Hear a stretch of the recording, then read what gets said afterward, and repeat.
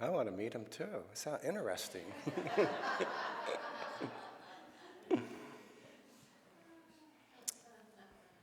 Human beings are interesting, huh? It's pretty amazing.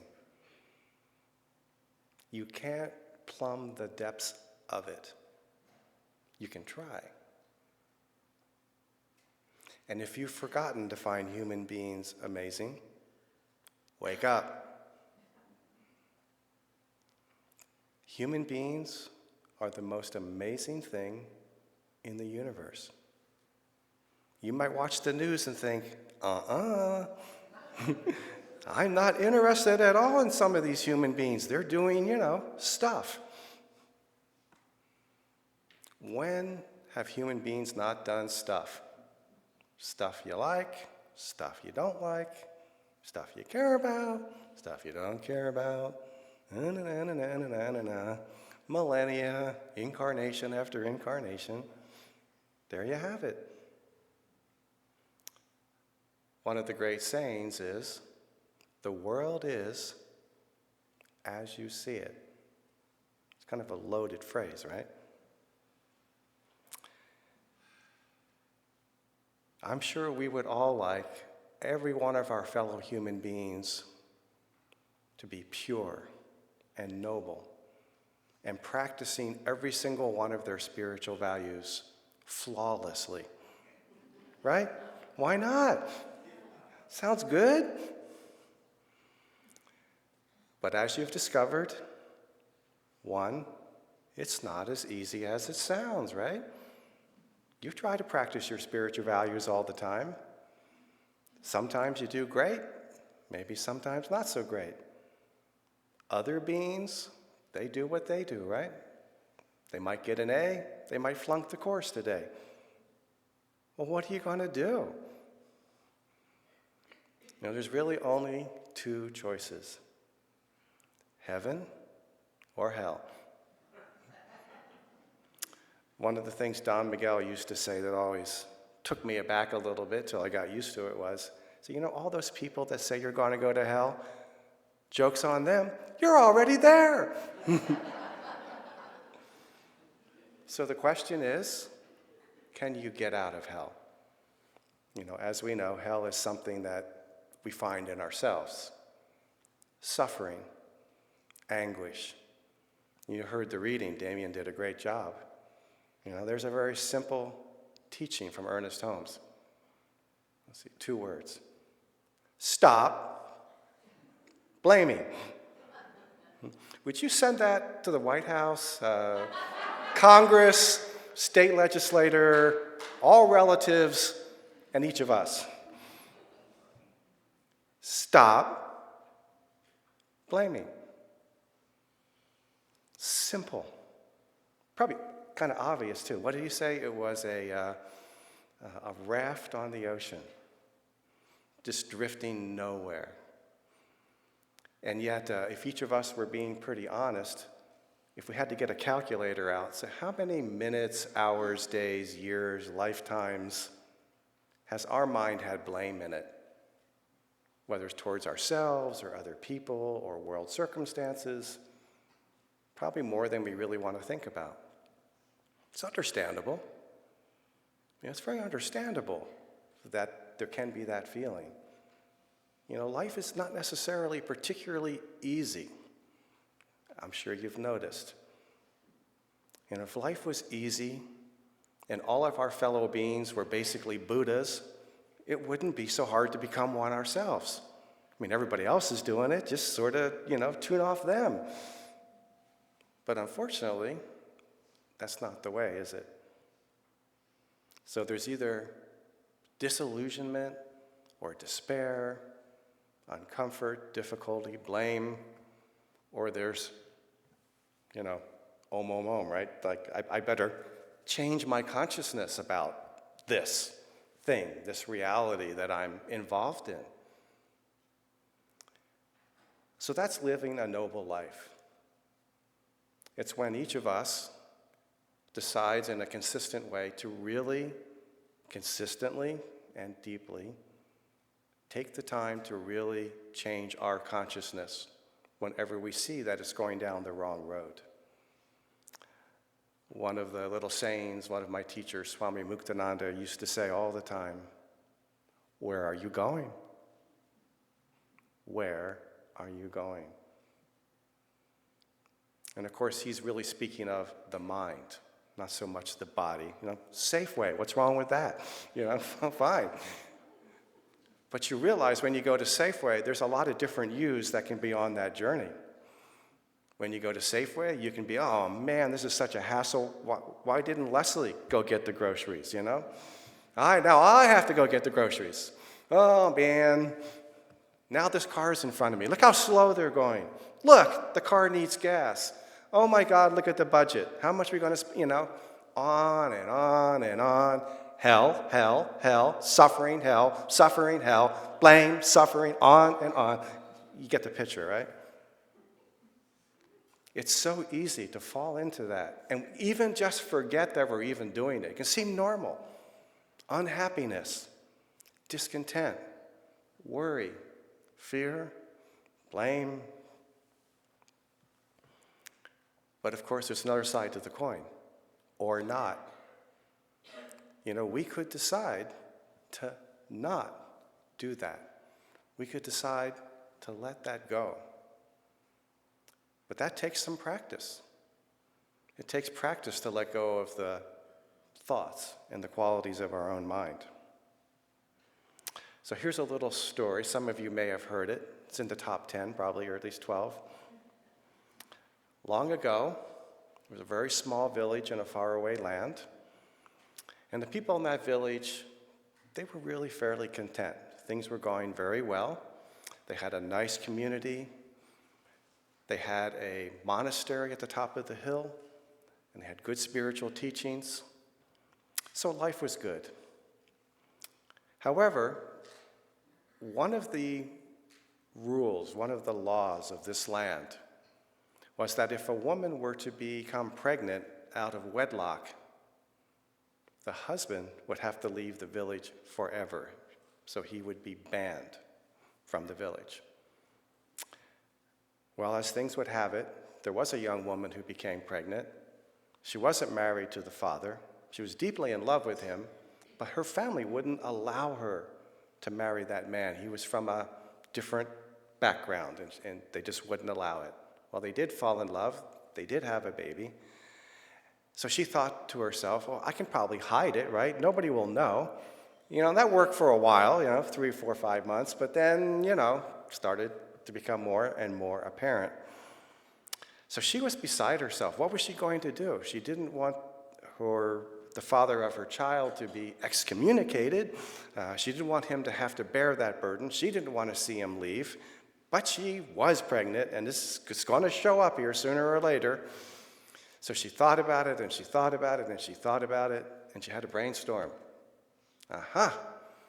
So she gathered her family and some of the community together, and she said, I have to say something to you. I don't want to say this. It's the hardest thing I've ever done. I'm pregnant. And of course, they were aghast because they knew that she wasn't married. She said, but even more difficult to tell you is who the father is. It's the monk. The monk from the monastery raped me. I didn't want to say anything. He's a wonderful person. We've all benefited by his teachings. However, this is what's come to pass. I'm pregnant. I have to tell you. Well, see, in her mind, she knew the monk they weren't going to excommunicate or do any harm to. And he's the monk, right? So bad karma to, hurt the monk. So not going to hurt the monk. So they had a big meeting. They had a big meeting in town. And what are we going to do? How are we going to deal with this? Well, they talked about it, and they came up with an answer. Monk wasn't at the meeting, by the way, and no email alerting him of this situation. So one day, the town gets together, and they all storm up to the monastery in kind of a pretty angry state of mind. And they're thinking to themselves, this is a good phrase, right? You can remember this or you can forget it from now on. I'm going to give him a taste of his own medicine. This is not compassion. This is something else. So they knock on the door of the monastery. Monk's just finished his morning meditation. He's in a very great state of mind. He opens the doors to welcome these people. He wasn't expecting them for any particular reason, but here they come. Perhaps they're coming for prayers, meditation instruction, something. Well, they say to that monk, "We know you're the father of this child." And by then, the child had been born. And they take the child and they thrust it into the monk's arms. They say, "You're the father, you raised your daughter. Ha!" Shut the door and walk away. So the monk's got this young child in his hands.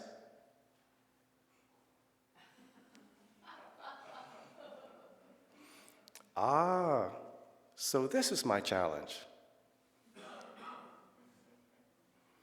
Well, many years go by. The monk never says a word. He never complains. He never asks people to have a review committee. He never asks, to have a lawyer. Nothing. He just accepted this child that was put into his arms, and he became a fantastic father.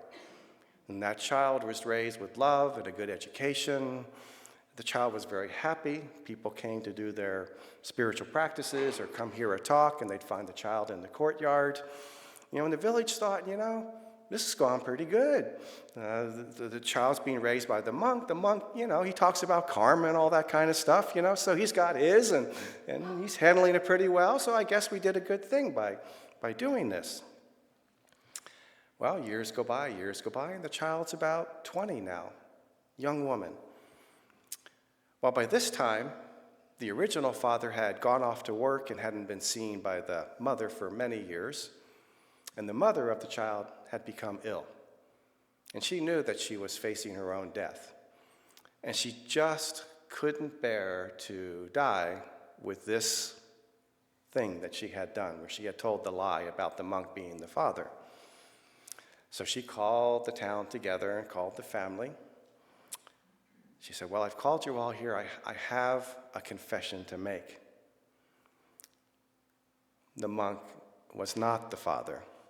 It was, do you remember?" And they remembered that young man who had formerly left the village, and they were just horrified.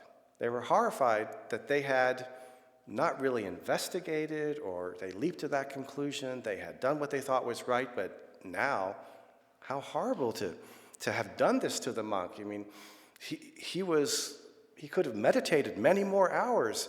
He could have lived the life that he had chosen as a monk. Now he had to become a father. This is a horrible thing we've done to him. We've taken him off his path, and we've put him in this position, and he never complained. We need to make amends. So up they go to the hill, to the monastery. And now it's a little bit of a humble crowd. And the monk comes to the door. He answers the door. There's the beautiful young lady relaxing in the courtyard. And they say to the monk without a word, "We're so sorry, we're so sorry, we're so sorry." And they go grab the girl and take her away down to the village so he won't have to, have this burden any longer. So the monk sees this girl he's raised taken away from him.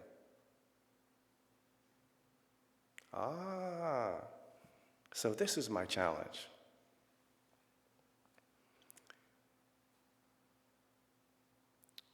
And so, of course, the message is, how do we receive what happens to us in life?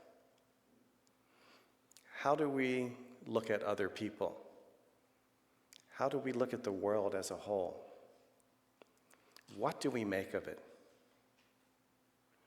Certainly the teaching that you're all here to hopefully practice very well is that God's all that is. There's one intelligence, one life, one love, and it's acting through, much to our consternation, everybody.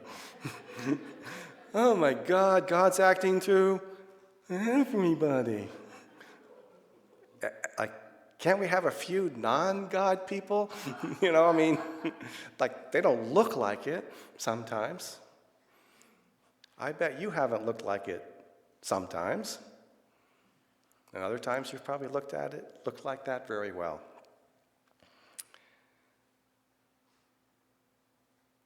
If we all had a magic wand, we could wave it and have our family and our friends and all the people in this world just be radiant beings, practicing the highest truth with every thought, with every word, with every action. Can you show me your wand, please?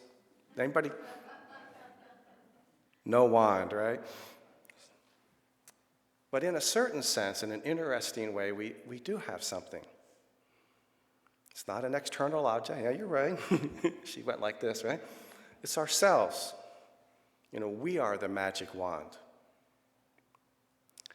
Ernest Holmes used to say, you must become the thing you want to see in this world. And I think Gandhi said it, and Jesus and Mother Teresa, over and over and over, become, okay, fine. May it be fine. May it be that you touch the deep place in you where the true self lives. And may it be that that becomes even stronger and stronger day by day. Is it a challenge? Well, there isn't a bigger challenge in all universe. Not this one, all of them. No bigger challenge in all the universes than staying true to the divinity within you. To think that, to speak that, and to say that under all circumstances. But there's another corollary, another truth that I invite you to contemplate. As you give, so shall you receive. If you want the best, then that's what must be given. And not just where it's easy, that's no big deal. It's nice. But to give the best of yourself when it's hardest, when there are things that are difficult, that's the challenge of the spiritual path. So, how do you do that? If anybody could tell you that, including me, that would really be something. Because there really isn't a way to tell you how to do that. It's things like, number one, you gotta really wanna. You gotta really wanna, and you gotta really want it, and then you have to gotta want it, and you wanna, and you gotta, and you want it, and you think about it, and you do it, and you have to really want it. You have to want it a lot. In fact, it's something like, seek ye first the kingdom, and then everything else will follow. And for most of us, that wanting it doesn't just stay. One day we may say, I really want to be my best person. I want to bring all my spiritual values completely into manifestation with my thoughts, words, and deeds, no matter what.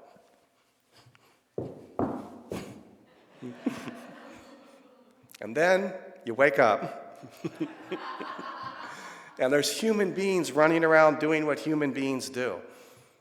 All kinds of things. And if we're not careful, that slips away. So what do?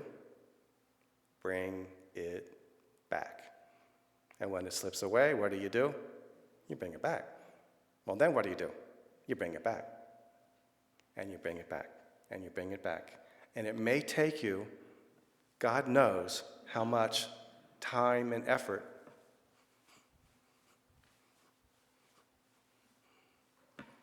But I ask you this, what else are you going to do? What else is worth your real time, your real effort, your deepest self, and your deepest commitment? So just as a perspective, and I don't say this lightly, I don't say this to just say something that sounds nice or whatever. You've got to appreciate how far you've come. You have to stand on something that's strong. And it is you. You wouldn't be here on a Sunday morning when there's a lot of other things you could be doing if you weren't interested in improving yourself, in digging deeper, in going further, in practicing all the wisdom that you've gained. I put it to you that if all fellow human beings were practicing spiritual truth as much as people in this room, that starting immediately, there'd be no war. I mean, how many here are really planning a war in the next, day or two? There's probably nobody here. I mean, like you've grown out of that as a human being. How many here are planning to rob your neighbor's house or car? It's just got to get done church and get back and do a robbery. Probably not. It's probably not what you think about. Like, can I get away with it? Is my bookie in town? Pawn shop open? You're not thinking about that. How many here want to do physical violence to another human being? I bet you don't. But it's not the case for everybody at this point. There are people that are at various stages of their own development. So you get the point, right? You've come a long way to be where you are. In fact, some spiritual teachings would say several million lifetimes. It doesn't come easy. The longing for God, the longing for the truth, the longing to be true and integrity, to be noble to yourself, to your life, to the world, caring about humanity, really caring about the earth and the planet we live on, wanting this earth and our societies to reflect spiritual values. That is a hard-won spiritual place. So, just keep on going.